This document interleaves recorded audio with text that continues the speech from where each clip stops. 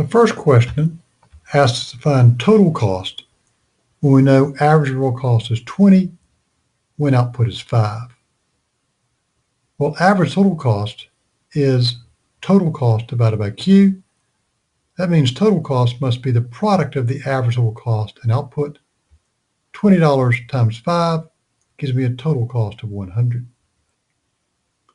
The second question asks me to find fixed cost when I know total cost is 120 and total variable cost is 80. Well, I know total cost is the sum of the total variable and total fixed cost. That means that fixed cost must be the difference between total cost and variable cost. Subtracting 80 from 120 gives me fixed cost equals 40.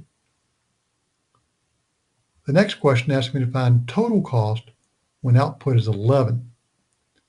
I know that total cost is 120 and fixed cost is 15 when output is 10. And I know that marginal cost is $5 when output goes from 10 to 11. Well, marginal cost of 5 tells me total cost rises by 5 when output increases by 1.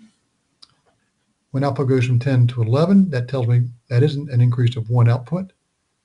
That tells me now that total cost will rise by 5. If it starts at 120, I'll add 5 to that to get the new total cost is 125.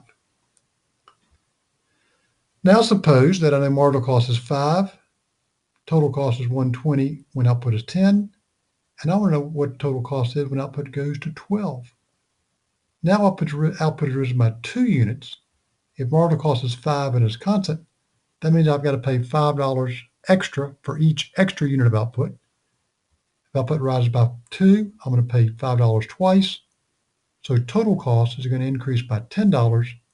If I start at 120, I'll add 10 to that to get the new total cost is 130.